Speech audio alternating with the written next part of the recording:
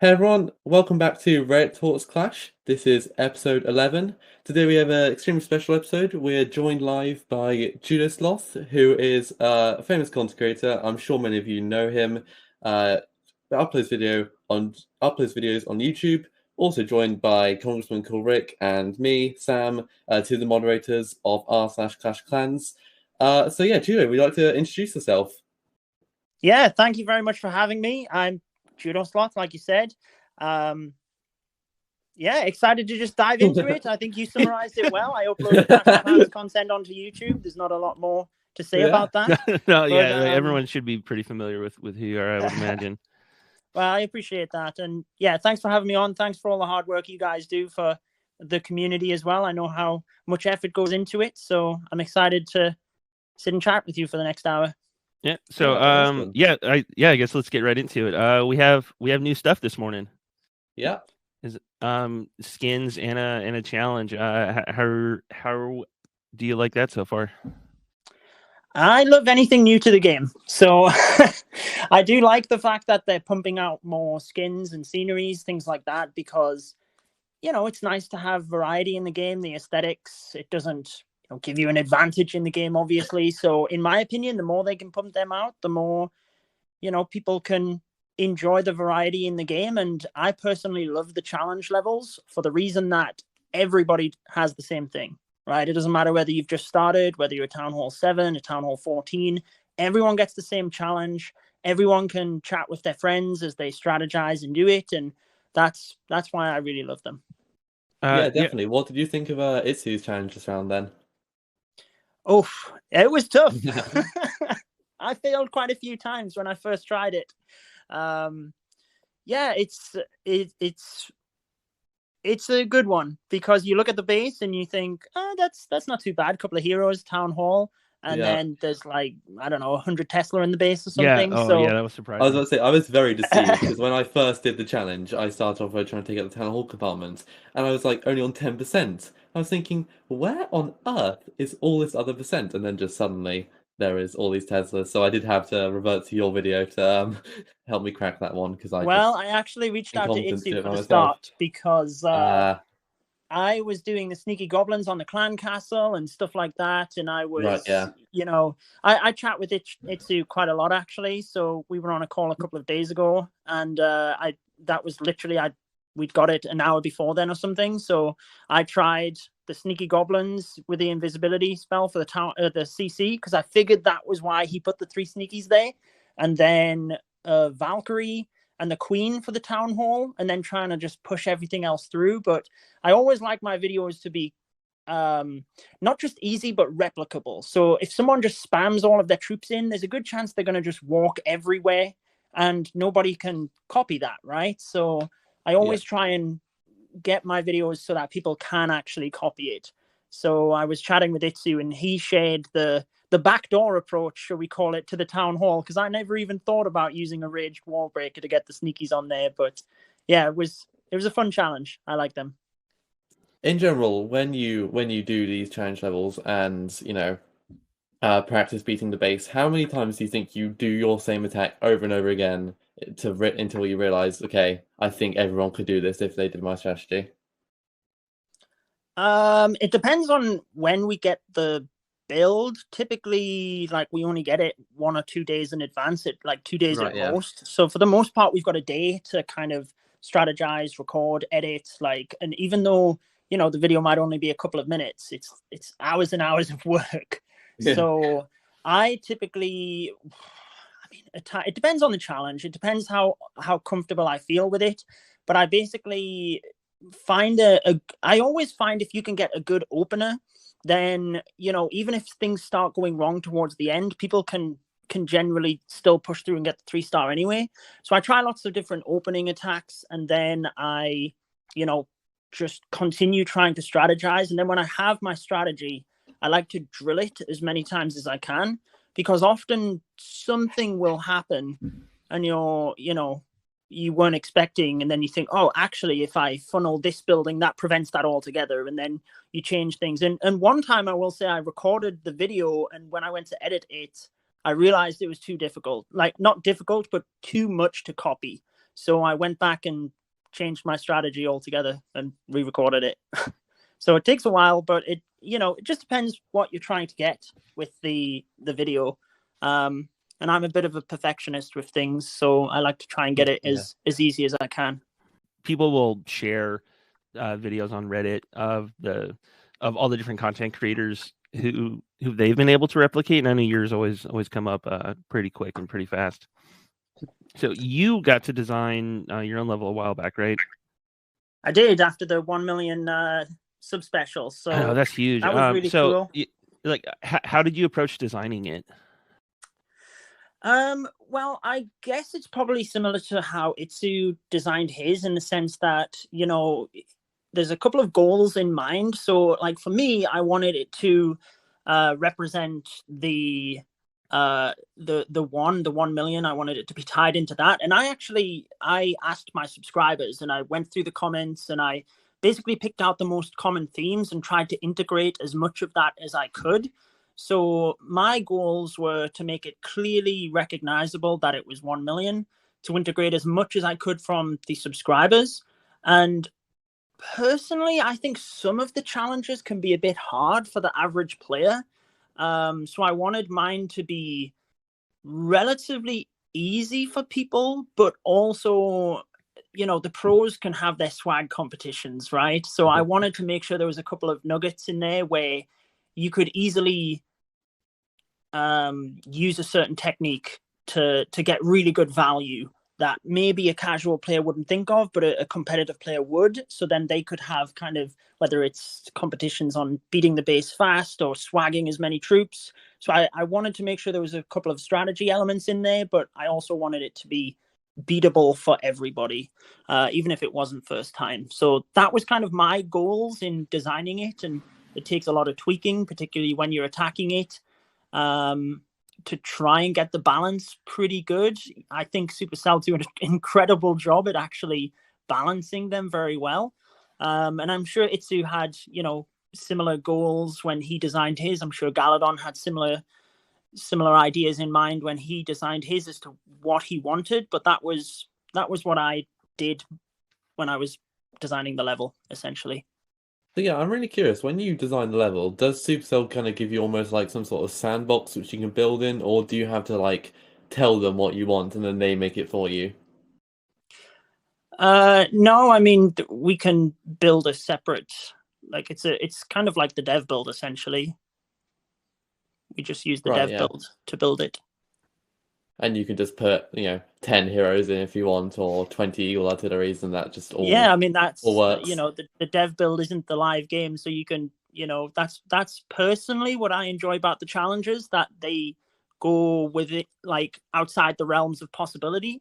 As good as the World Championships levels were, in order to, just have a level, and it was kind of cool to attack the same as a pro and realize how amazing they are, that they can do it first time without seeing the traps or anything like that, and you have unlimited tries and you still struggle.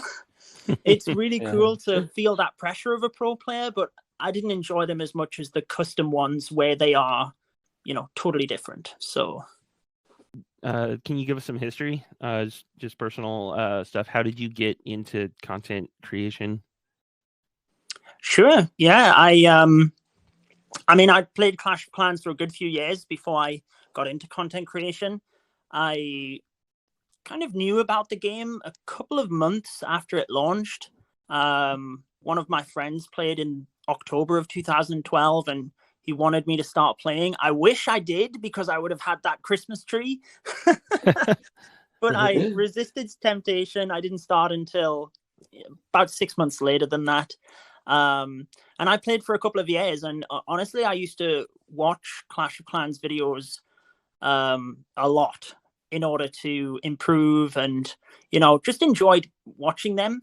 And I always thought it would be cool to give my take on stuff, but I was doing my master's degree, so timing just wasn't right. And I actually made a couple of videos that I shared unlisted. I don't know how I lost them, but they, when you could lure the heroes to the side of the map and stuff like that, I made videos to help my clanmates and just circulated them between that, and I really enjoyed it. So when I finished my master's degree, I basically thought, why not give it a try? Now I've got a little bit more time for a hobby, and the Titan League was just released. Well, Titan and Legend, but I didn't plan on moving up to Legend at that time. So I thought it would be an ideal time to trophy push and document that as I moved through, give some guides, exactly the same as I had done with my clanmates.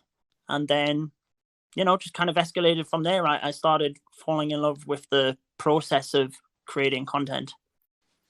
Yeah, so I'm wondering, has your kind of style of content changed much since you started? Are you still doing the same sort of videos, or have you tried new things, or changed your approach, or changed how you present things? Oh, drastically changed. And I think that's something that it doesn't matter what you're doing in life, you need to be adapting and improving. And even from a year ago, 2 years ago, my content changes drastically all of the time. Like even my 1 million sub special, I watched it back not that long ago and thought to myself, oh, I wish I'd done that instead. But at the time, all you can do is make the best video possible that you can. And then, when you learn and improve in the future, that's how your content continues to elevate. But yeah, I'm always trying to improve and adapt. And I think that's something that, yeah, I mean, I guess if you want an actual point where I probably adapted the most was I was always into the competitive side of things. And I used to do guides, cover the competitive wars. But when content started becoming a lot more accessible, we had, Itsu, even Carbon when he started, Lex, Eric back then, kind of pro players moving in to make content. And they're better players than me, way better players than me. So in order for me to continue, pushing out good quality content and giving something that was meaningful to the community, I had to analyze where my strengths were. And it was not being a pro player, which is what I had been doing. So I had to pivot and, change my style pretty not drastically, but I had to change my direction at that point. And that was probably the most meaningful change, but I'm always trying to change my content and improve it. I know we were looking at some of your numbers just to do a little research before this, and you had just like a skyrocketing growth. Do you remember what kind of triggered like your largest upticks? My largest uptick would be when I went full time. We had a little boy, and I was working full time alongside working basically full time with YouTube and doing all the casting. And I just worked 2 jobs essentially. And when we had the little one, it was basically, do I take the leap and go into full time content, or do I continue working as a physical therapist was my career? So that's when I took the risk, went into full time content, and at that point I could put everything I could into the videos, whereas prior to that I was limited on the amount of time I had. So that would be, when everything changed. So was it a pretty easy decision to make at that point then? To go full time? Or yeah. No, I think I'm probably a more cautious person than a lot of people. It was an easy decision in the sense that that's what I wanted to do. This is where my passion is. But obviously when you have a family, and at that time a little one on the way, it was not an easy decision to leave your career that you'd worked to build. Oh yeah.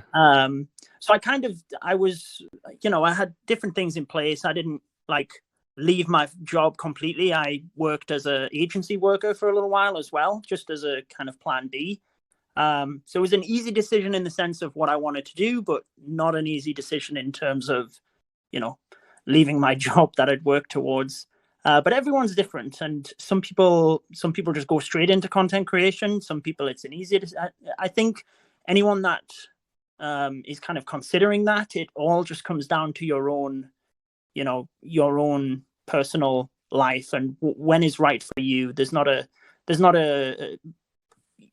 pathway or a guide as to do this and then now you can leave and stuff like that. It's just whatever works for everybody. Yeah. Do you kind of approach it more as a business now? Yeah, I mean, I approached it as a business for a couple of years prior to going full time. But I mean, when I started, I didn't even know you could make money off this stuff. You know, I didn't think people could do this as their job. It was just, you know, hobby like everything else. And at the end of the day, that's always why you have to do it, because I didn't make any money off YouTube for, I think it was about 14 months before I made my first $100, which is what you can kind of check out, if you will. You have to have made $100 before YouTube will pay you. So I think it was about 14 months before I got that first $100. So that was 14 months. And back then I used to make, you know, virtually daily videos as well. So it's a lot of work, but you know, if you're not in it for the right reasons, then you can't put the amount of time into videos, and then when a video doesn't do as well as you thought, have the motivation to go back and do it again, because, you know, if you're not doing it for the right reasons, then I'm sure that's very tough. Yeah. So can you remember kind of what point you thought this is more than a hobby, or when you realized it at least could be more than just a hobby? I don't know if there was a specific point. It just kind of kept on growing as I was putting more effort into it. And then when I started getting involved with the casting side of things, that is what made me think that I could do it a little bit more securely, because that's, if you will, a little bit more stable than YouTube income, which is very up and down depending on your, you know, your views and seasonality and popularity of the game, whereas the commentary was a different side of things. So that was when I thought, you know, if I really worked on this, I, you know, might be able to do it full time one day, because obviously I knew people did at that stage. That was only 2019. There was lots of people doing YouTube full time, even within Clash at that stage. So I just worked as hard as I could, and I love the casting as well, because at the end of the day, like, I love Clash of Clans, so it was perfect for me. Kind of, I guess, moving on. We've on Reddit here. We do have like one or two content creators that sometimes post. I don't know if you know Trample Damage. He made his TikTok stuff. Yeah. I know. So I've seen his TikTok stuff. He often, they're very good, straight to the point. He often posts like quite Reddit friendly videos on our sub. They almost always get quite high traction, lots of upvotes, lots of engagement. But on the whole, he is mostly the only content creator that's really participates in the subreddit. So do you think there's something that maybe we could do as moderators to help encourage more content creators? Or is it just like the nature of Reddit, where it's just not quite the same platform as on like YouTube or Twitch or even Discord? I think it's tough to say, because I feel like everybody is different. For me, it's more about time management. Like, a lot of people say, why do I not stream more and stuff like that? But at the end of the day, the main reason is I don't have the time to. So I look at the subreddit. I rarely respond on there, because I then don't really have the time to come back and see whether someone has replied in order to then actually give them a response. So it's kind of easier not to then write a message, because I have limited time when I kind of scout through and see if there's anything that piques my interest. So I think it's just comes down to the individual. Like, for me, my enjoyment has always been video on demand content and trying to perfect that. So all of my energy gets channeled into YouTube. I think it's really tough. It depends on the motivation as to why someone's doing it. Obviously, for many of us content creators who do it full time, I guess it depends on the amount of time spent putting the content on Reddit versus the return you get in revenue or community building, or even if it's just enjoyment for yourself. It all comes down to what it is that you get back as a creator. and I guess that is just a individualized thing. But for me, it's more a time management that I just don't have the time. Right, yeah, and I also do wonder if it's because, of course, on Reddit you can't really monetize anything. So obviously, that's not the only thing you're thinking about, but when it is your business and it is your livelihood, that has to factor into it. And then also, lots of people on the subreddit probably know who you are already. So I wonder if it's maybe because it's not as good as a promotional tool, because people who end up on the Clash of Clans subreddit probably at least are somewhat engaged with the game and probably the content creation scene. So it's, I guess, more likely that they know you compared to if you're just trying to reach everyone on YouTube. Yeah. Yeah, I mean, I think it just depends, like I said, on that person's point in their journey. I mean, even if you are talking strict, like business side of things, you know, getting a return on your time investment, if you will, that, you know, Reddit can be a great place to, you know, help build your community and build friends on the platform, as many people do. And then, you know, hey, I make videos as well, and it's totally totally a viable option. It's just, I guess, for most people, it probably does come down to, like I said, the time investment versus not really having any monetization options on the site itself. Yeah. I mean, well, now's a good time to interact with the Reddit community, at least too. We did solicit a lot of questions over the last day, so you know, we can start looking at what our users wanted to know. So, for sure. Why do I exist? LMAO wants to know. Have you ever felt burnt out from Clash doing it so much? And also, do you feel locked into Clash of Clans content for your channel just because of how successful it's been for you? I guess I'll answer both questions separately, since they, I guess, kind of are different questions. In terms of being burnt out, I've never really been truly burnt out in the game. I think the one point is where I was a maxed Town Hall 10, and obviously the game was completely different back then. Town Hall 11 had came out, I don't know, at this point, maybe about 9 months prior. I don't think it had even been a year. And for my clan, I was one of the people that was to stay in max Town Hall 10, and other people were moving up to Town Hall 11. And it was just because of the war algorithm and stuff like that. And yeah, I just log on, do my 2 war attacks. I didn't feel like I had anywhere to go in the game. I had no progression. I had nothing to do. I mean, I only had my main account at that time, really. My second account was a Town Hall 8, and I think I left it at Town Hall 8 for about 4 years anyway. So I basically said to my clan, I have to upgrade to Town Hall 11, or I'm going to end up, like, you know, just quitting at some stage, because I'm just not enjoying the game. And the fact was, it wasn't that I wasn't enjoying the game. It was more the fact that I knew all of that other content was there. I just wasn't accessing it. So that's the only point where I feel like I really wasn't enjoying the game. But it was a pretty simple solution in terms of just upgrade the Town Hall level.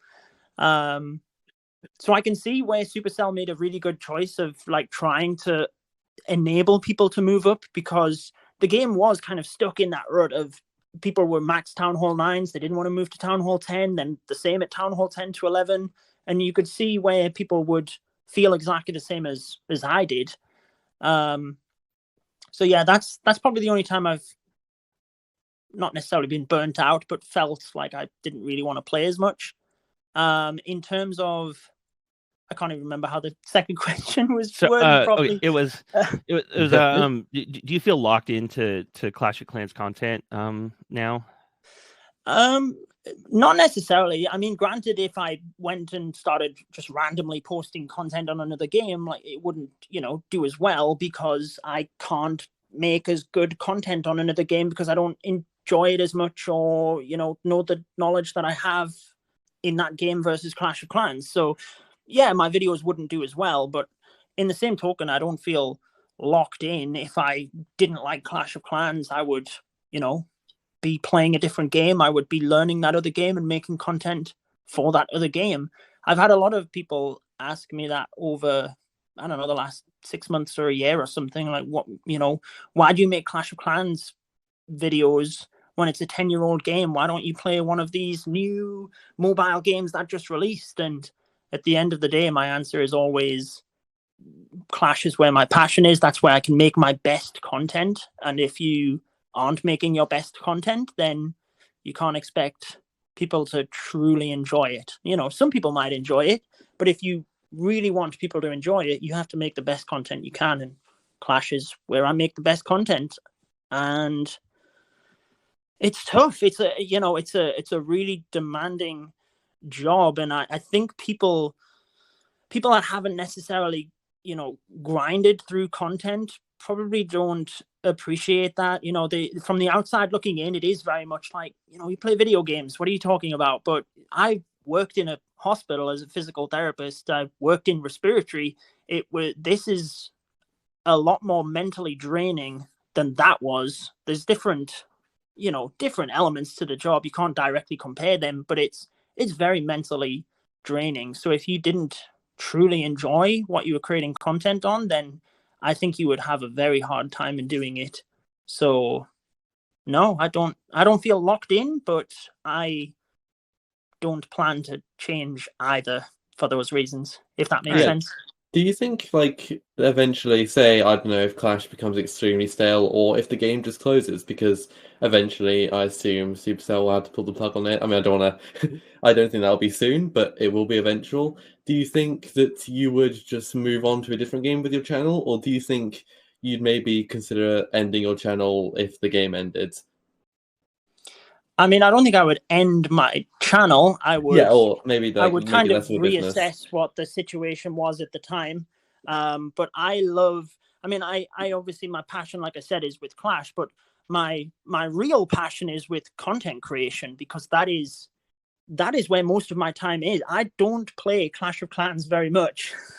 I play Clash to record specific content, and sometimes the clips of a video might really not take that much time to get, but then recording the video, editing the video, doing all of the, there's so much more work in the background. So I really don't play Clash that much. So the bulk of my job, if you will, is in content creation.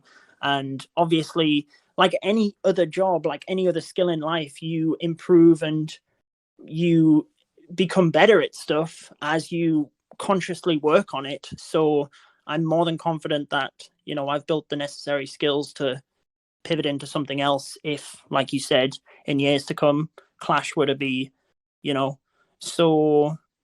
so unpopular that they closed it down, or if that was the case, most likely I wouldn't be enjoying it either. Or I'm a lot more confident that I would continue doing content creation now that I've had 2 years of really working full time in the industry and accelerating and improving, pushing myself as much as I can.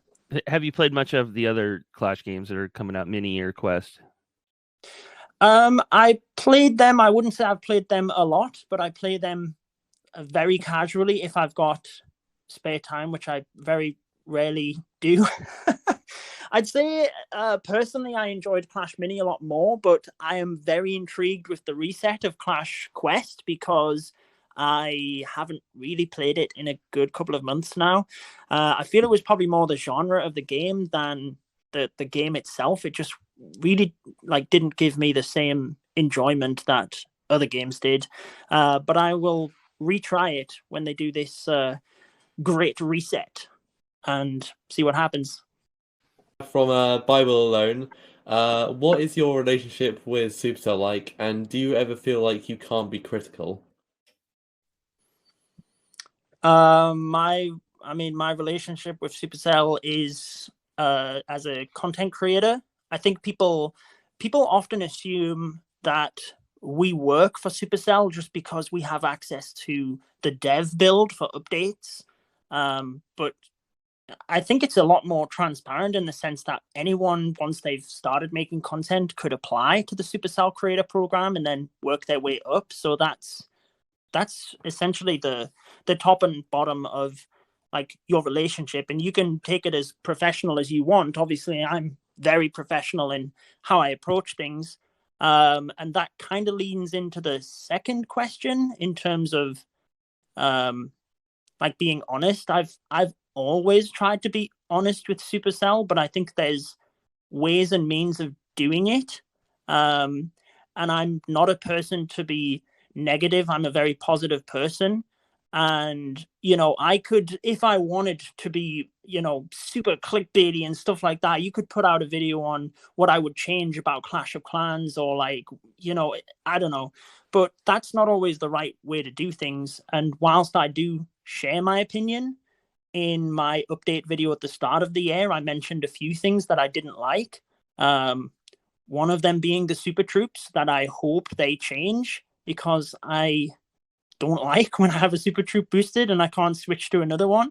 I think there's a lot of people told them that. So I'm honest with what I tell them, and I think that's what Supercell want. They want honest, constructive feedback, but I think there's ways and means of doing that, which is not always in the limelight, if you will.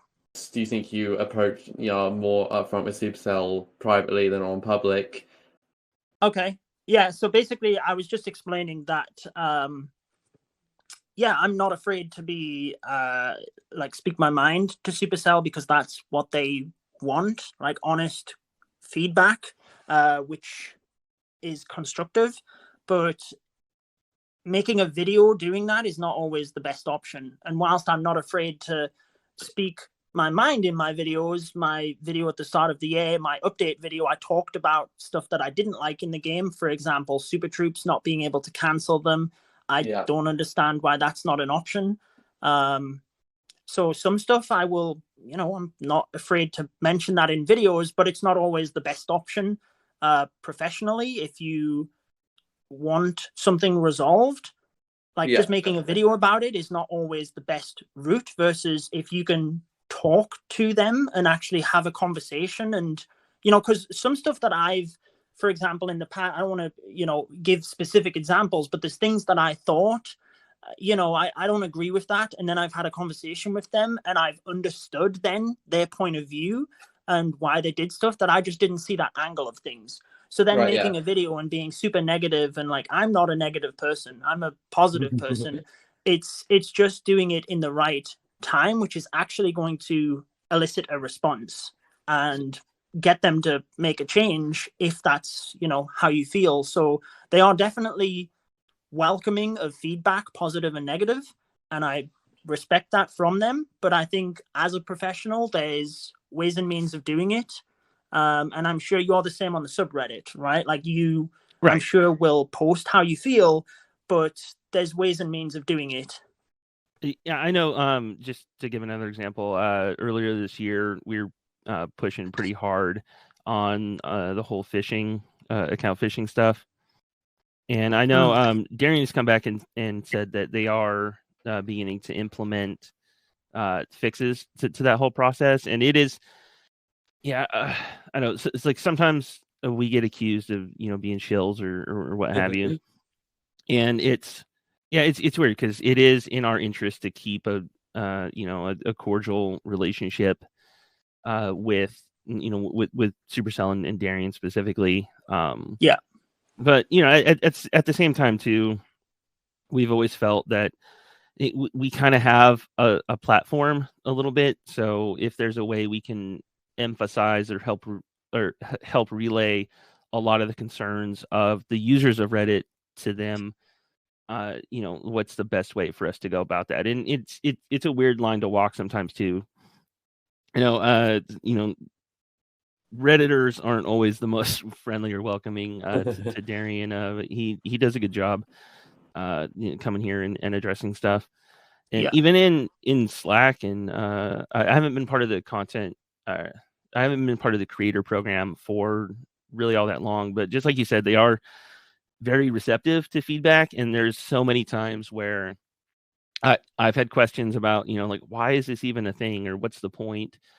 And then, someone like Petri will come along and drop some knowledge on us, and it's like, oh, it makes a lot of sense now.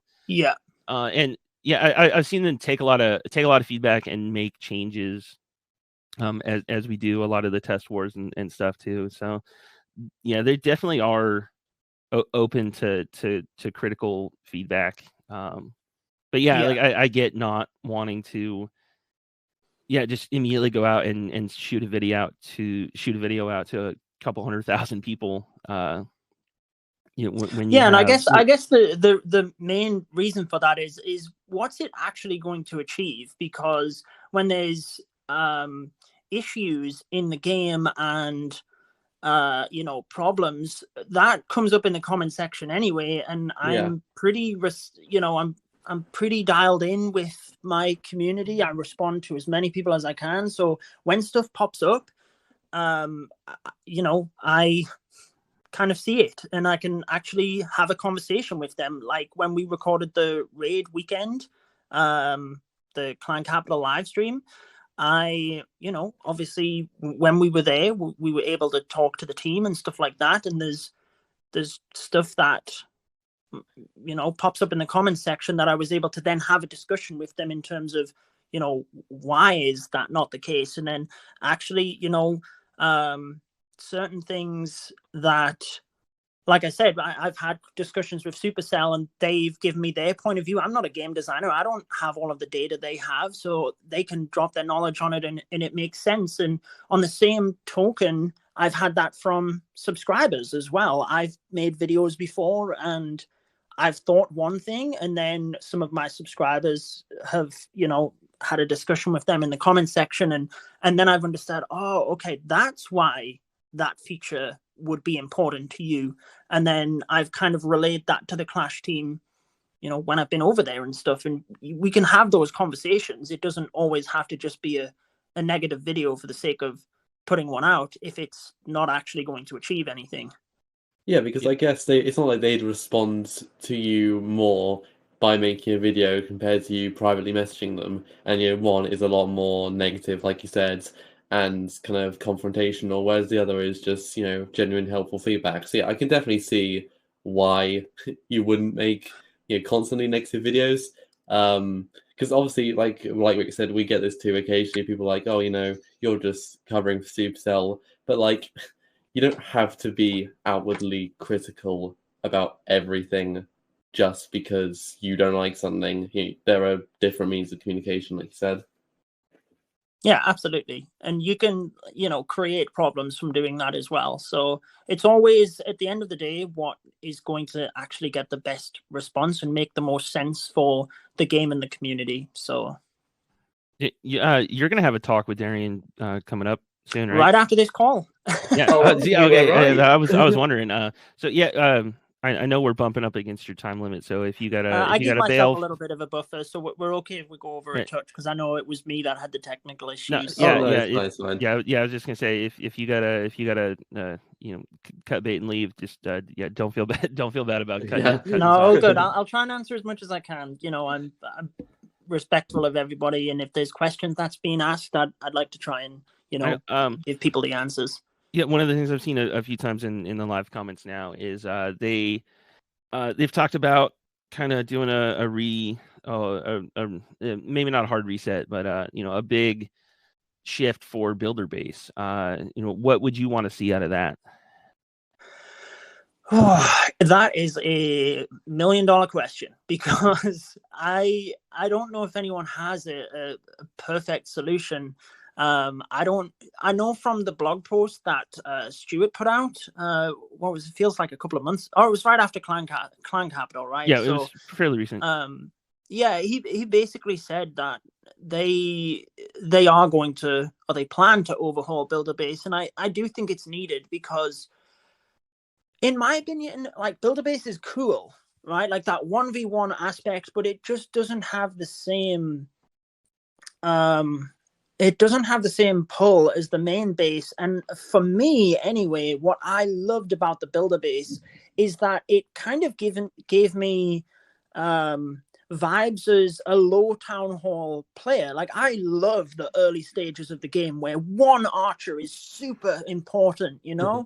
And I love that. And when the builder base came out, I felt like, this is cool. It's a mini base. Every troop is but it quickly, exactly what Stuart said, it quickly became just another home village base, really, but not as exciting. And I can see where, you know, there's lots of requests. People have said like build a base wars and stuff like that, but it kind of has to have its own identity, doesn't it? So it's really tough to know. It's really tough to know what to do. Me personally, I don't know. I feel like the builder base is almost past the point where, like I said, I enjoyed it the most. I enjoyed it when it was a little base, you know, and it kind of became I know it's not the same as the main village, but it escalated quite quickly into a bigger base. And, you know, what are they going to do? Reset everyone back to build a hall 5 or something in order to make it? Like, that's not going to work. So it's really tough. I don't know what the answer is. I don't think I have an ideal solution, but I do feel it needs changed. I'm just not sure how they would do it personally. I think it'll be interesting to see what they do with the clan capital, and what kind of lessons they've learned from Builder Base, and how those are applied to the future of the capital. Yeah, I think they immediately kind of got off with a better start, is in, like what Judo was just saying about how Builder Base was just a mini home base. And like there are a few differences, but its core gameplay is pretty much the same. Whereas Clan Capital, I think they did get off on the right foot with that it is different to the home village and Builder Base. Like, it really is a different play style. Sure, it's still Clash of Clans, but you contribute with your clan, you combine attacks with your clan, you know, the spells they go over. Like, of course, it's not fully fledged yet, but I think they definitely started right, if you get what I mean. Yeah, I agree. I think it feels more like Clash of Clans, right? Yeah. We are working together as a clan versus I don't know that, like, they said they integrated Builder Base as a side thing for people to do like in between attacks, but whether that, you know, is completely the answer, I'm not sure, because it's a big thing to add just to do in between attacks. But it definitely didn't have the impact I feel like they wanted it to. But the clan capital is more clashing with your clan, right? And for me, I mean, if you've watched any of my videos in the last couple of years where I've talked about updates, the reason I played Boom Beach was operations, and that's what I wanted in Clash of Clans for the longest time, like a mega base. For me, it just made sense. So it'd be interesting to see, you know, where they develop it. I think I agree, it's great, but for me, it feels at the moment too revolved around raid weekends. And I understand they don't want to burn people out, which is obviously a tough thing to balance. Clan games, CWL, like Legendly, all these different things. But myself, I don't touch the clan capital for 4 days a week. So, oh yeah, I don't know. Yeah, I know. Yeah. Overall, I'm really optimistic about the capital. Just having seen what's been done already, just from when we first started playing it back in April. Just the changes to before release and some of the stuff they're talking about doing in the future. I'm really optimistic that capital is going to be an important part of the game for a while. Yeah, I mean, it's so cool. Continuing attacks, the raid weekend, working as a team to go up. Like, I didn't, you know, when I was saying in my videos I'd love to see a mega base, I was just thinking one base, you know, but actually the whole thing of working through the different districts as a team, when it actually comes to the raid weekend, it is so good. They've designed it so well. And like you said, I'm excited to see where it goes. I don't know what your experience has been with it. I know there was a question I think I seen earlier with regards to raid weekends and getting hit, taking defenses before you actually sign up. Oh, yes. Oh, that was an interesting one. I hadn't really paid attention to that myself. Yeah, like I guess while you're here, I was talking to Clash Ninja about this too. The question was, do you know why we have to actually like start the raid ourselves? And I want to say that had been answered in the Slack, but I couldn't find it looking back. I mean, I'm not sure if it did. I must have missed that. I can only assume that it's because it's kind of like starting a war. It's part of the code or something. I'm not a coder, and I assume it's a different algorithm for that's why people hit you versus before you start the raid. But once it gets to 9 a.m. on a Friday my time, I'm hitting the start raid. So I've never seen that as an issue myself because I'm on there the minute it clicks over. So also, just to check, is it actually really an issue? Because I don't think you lose anything for taking. No, I don't think so. Yeah, no, I don't think so. Like, I don't like. I'm always really interested in that nerdy, like meaningless kind of stuff. Yeah, I think one of the most interesting questions I've seen in the last year was, will Town Hall 15 be technically free to play if they require you to have 5 builders upgraded to battle builders? Because you have to buy those with gems, not cash, and you get plenty of free ones. But I think that it's meaningless because no one's going to be Town Hall 15 without 5 builders at least. And I don't know. It's going to affect 3 people in the game, but it's still a philosophical decision they have to make. Yeah, no one really brought that up when the update came out, that they were now making you pay for defenses. It was like you said, obviously that was because everyone at Town Hall 14 has 5 builders, and at the end of the day, you can easily get the gems for free. But it's still weird because technically you didn't have to spend gems to get any defense or offense points, whereas now you do. Yeah, I think I'm not sure. A lot of the stuff they implement, I'm sure they have looked over, but maybe they just didn't realize that. Like you said, I think most people will have easily accumulated those gems over time, but I guess the main thing is people might not know unless they watch YouTube videos that those builders are actually the best investment. So maybe it's a case of the villager just popping in at some point and saying, you might want to put these into the builder, or they might have to integrate that into the tutorial to help out or something. I don't know. Yeah, I know. Like, we see it all the time too with a Town Hall 4 or 5 who's just starting to enjoy the game will post a picture of their base and say, how am I doing? And they have 2 builders and 0 gems. Yeah. And like, what are you doing, man? You got to save them. Yeah, but again, it's one of those things. If you don't watch videos or necessarily engage in the different communities, then you might not know that. So I was about to say, because I was a stupid little Town Hall 5 whatever. When the gem and gold pack, which is insanely good value that you get in lower town halls, like £3 or something. I bought that. I bought that, and it gives you 4,000 gems, right? And you can buy all 5 builders with that. And I bought 4. But then I thought, I want some gems to be able to, quickly finish my upgrades. And obviously a 5th builder is so much better value, but I just didn't make that link, or I didn't think that when I was a low town hall. So it's definitely maybe I'm just stupid, but maybe it's just a thing that people really just don't realize, because I certainly didn't. Yeah, I think if it doesn't tell you, then they probably wouldn't realize. So yeah, it's a tough one. It's an interesting question, though. I'm sure they've heard about it now anyway. Yeah. I imagine it's a type of thing to come up, and then from the points you just said, they just kind of push it under the rug because it doesn't actually matter with the whole Town 14 technically costing money for defenses.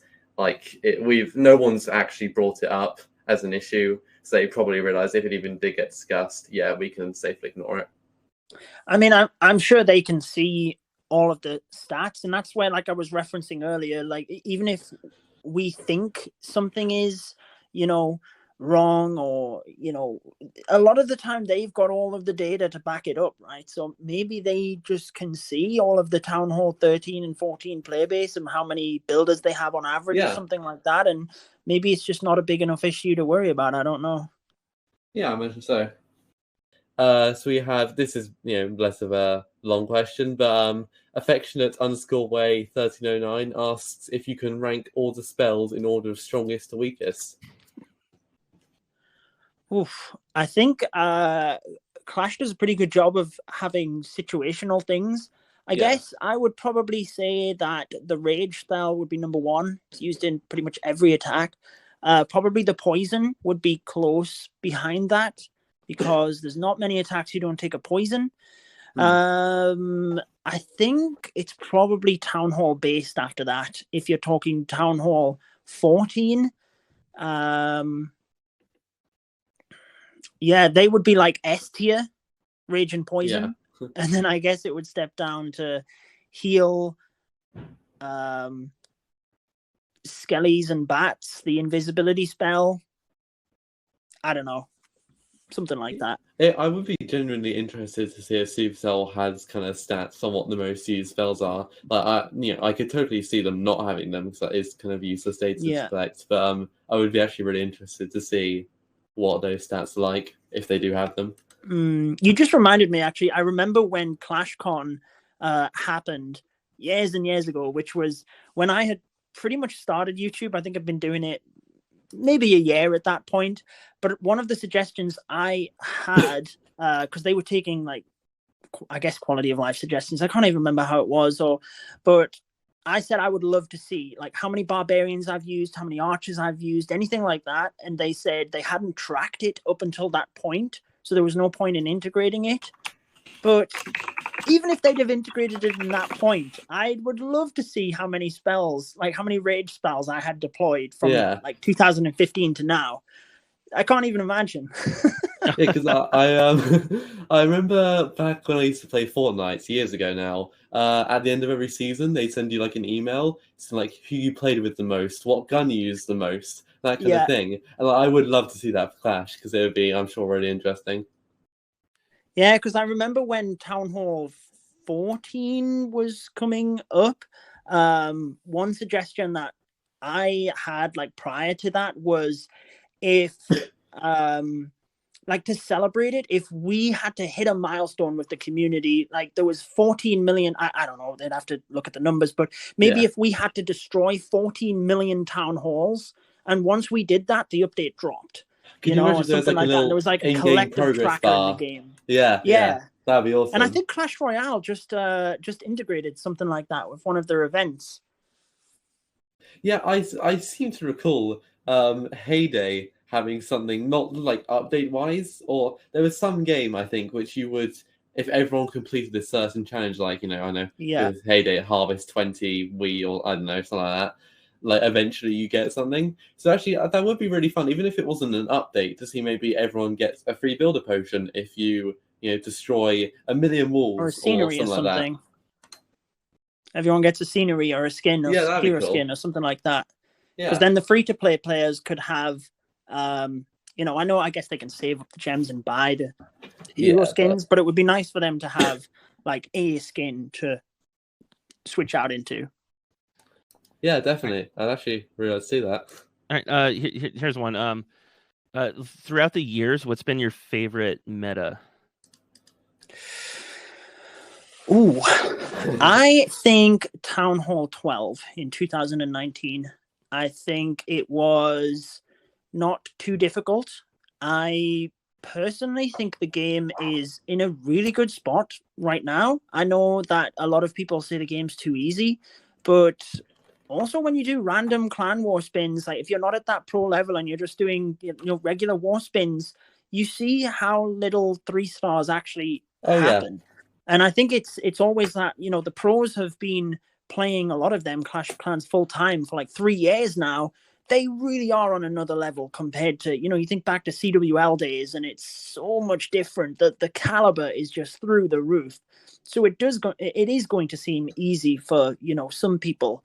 But I actually think the game's in a good spot right now. In terms of specific meta, though, I loved the Town Hall 12 meta because there was such a variety in strategies. And I think watching the World Championships, there was just so many cool attacks. And also it wasn't too difficult then either. It was a good balance. Yeah, I know you mentioned playing way back when Town Hall 10 was max and like, oh, that was rough. Max 10s versus max 10s was it was 3 stars were like, if you saw 10 3-star another 10, my first thought was always like they got to have mods installed. But I think, but also from that time, Town Hall 9 I think is probably the most balanced the game is ever going to be. Yeah, I would agree with that. Town Hall 9 is just back is that like magical level.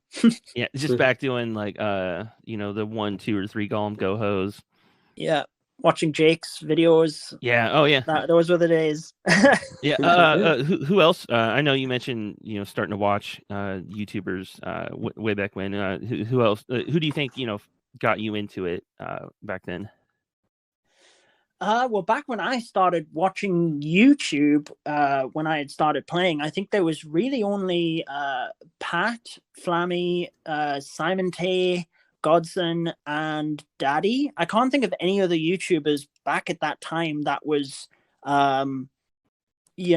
producing Clash content. And then shortly after that, there was other people like Mystic, Cam, Galadon. But like when I first started, I think there was literally only those 5, unless you guys can think of anyone else back then that I maybe missed. No, I know Jake was the first guy I would follow and check daily to see if there's something new out. Yeah. But when I used to watch, there wasn't even Wars in, because I think Jake and Powerbang started. I think they even started Clash. I remember them saying when Wars came out, because before then, I still remember the update when the hero abilities were added. I think it was maybe the update prior to Clan War, because everyone was talking about Clan Wars. Like me, my friends, we were all like, we want to be able to battle together and everything like that. And when they brought the hero abilities, I remember the sneak peeks, because I used to go to the forums, then Reddit. They had like the exclusive sneak peeks and stuff. And I remember being in the library at university being like, what is this? A hero ability? Like, why have we not got Wars? It kind of reminds me a bit of recently when we got the December update with the Flame Flinger. Everyone's like, "Oh, where's the big update, Darren? You told us there's a big update coming. Where is it?" Yeah. And then you can see the magnitude of it, because it's pretty big update. Yeah, it is amazing to me because I'll be honest, I didn't really play Clash back then. Like I was not into Clash back then, but I still think it's amazing to me how the game was so popular for so many years without having clan wars. Like it was called Clash of Clans, and yet clans couldn't clash against each other. Like that always amazes me. I guess back then there was just no other mobile game like it. There was nothing on that level. We had, Angry Birds or Paper Toss and stuff like that. Like that was the level of mobile games, really. So I think it was just that it was well ahead of its time. And they, even though it didn't have wars, it was for to think it was 10 years ago it released, it was just so advanced. Yeah, I mean, think how many clones there have been now, just because of its success. It does kind of show you how. And also, just the fact we're 10 years on now, I can't think of any mobile game, except for maybe more simple ones, that have stood that kind of test of time. Yeah. I probably have just over 5 minutes, so it's up to you guys how you want to kind of close things out for the podcast. I don't know whether you want to like rapid fire some questions to try and get through them, or I'm not. I know you said there's a live chat. I can't see it, but I think it's because I normally just go on Reddit on my desktop. I don't use the app. Yeah, it's a janky live chat. It's not. It's weird because it's a live chat, but it's not really live. You have to refresh the page. It's really odd.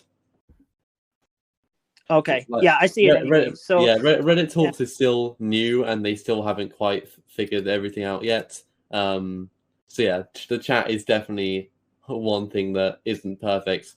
I guess if you look at the questions now, do you think skins and cosmetics are worth it? Totally.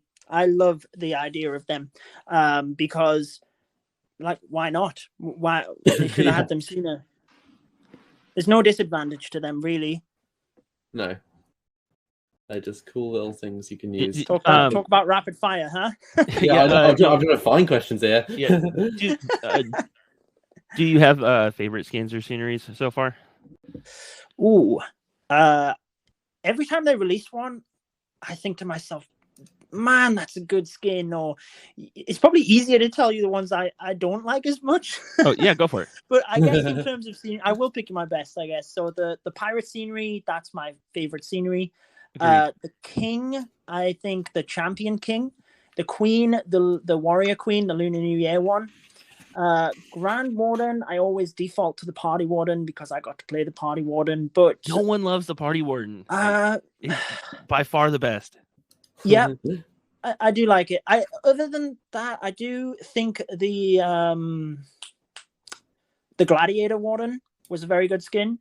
The skin. Royal Champion, I would probably still say the Winter Champion because we waited for that champion skin for so long, and then it's just awesome. But you know, I feel like they're all very good, and I feel like the last couple of months they've really stepped up their game as well. Like they're so good.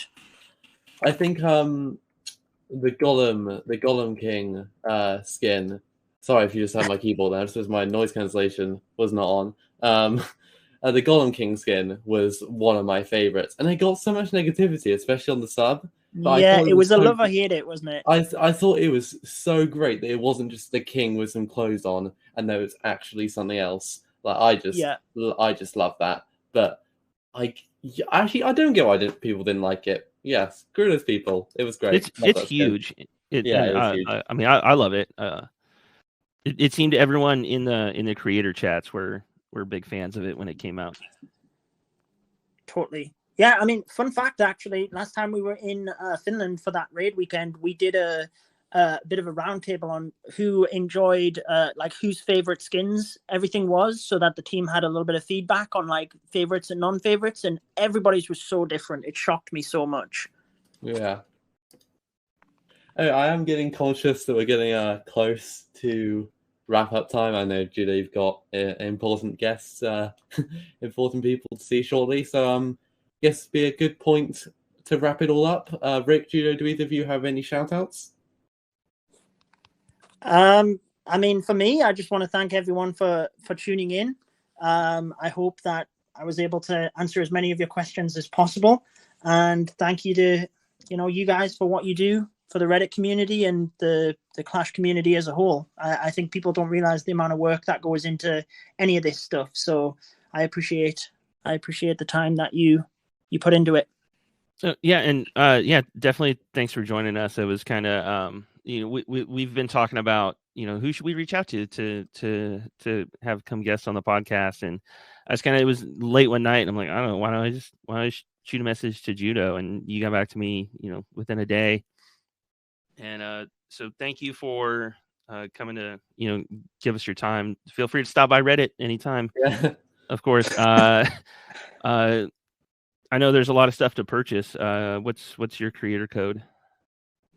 Oh, my creator code's easy to remember. It's code Judo. But that's code Judo, everyone. I appreciate that's fine. I'll plug my code if you're asking. Yeah. Remember, guys, there are summer skins in the shop now. Code Judo is what you want to put in. Whose code do you use? Oh, you're asking me? Yes. Stonks, code Judo. It's just like finding a quarter in your pocket every gold pass, huh? Yeah. Rick, do you have your creator code yet, or is that no? I did apply for it just more as a joke the first day that I could, and it's waiting 8 months and waiting, you guys. Not that I would ever really want to use it. I just kind of I would like to be able to flex on my clan mates and say type my name in and see what happens. Yeah, well, maybe one day we'll get to use code Rick. Wouldn't that be fun? Thank you, Judo, for coming on today. It really, it's been awesome. Thank you for staying a bit over the time as well, because then obviously the technical difficulties at the start did lose a bit of time. But it's been awesome. Thank you to everyone who's listening. I think there's been about 100 of you constantly, so really big thanks. We will be back. Well, me and Rick, sadly not Judo, though we would love it. We'll be back in 2 weeks' time. This was obviously an earlier pod for those who are used to it. We usually do ours around 9 p.m. Eastern. So obviously this is much, much earlier. But yeah, we should be back at normal time next week. So hopefully we'll see some of you then. And yeah, once again, thank you very much, Judo. It's been amazing having you. Yeah, thanks. I really appreciate it, and keep up the great work. Just reach out to me again in the future if there's any significant changes to Clash, which I'm sure that, after I'm sure there will be. Whenever updates, I'm sure there will be. Just I'd love to come back on and join you again. Yeah. All right. Yeah, we'd love it. All right. Thanks again, and bye, everyone. Yeah, also, forgot to add, we are on Spotify, Apple Podcasts, other stuff. So if you want to listen to this, you can. Forgot about that. Yes. Right. Thank you, everyone. Well, sorry, just completely spurred the moment. But yeah, we'll see you all in the next one. Goodbye.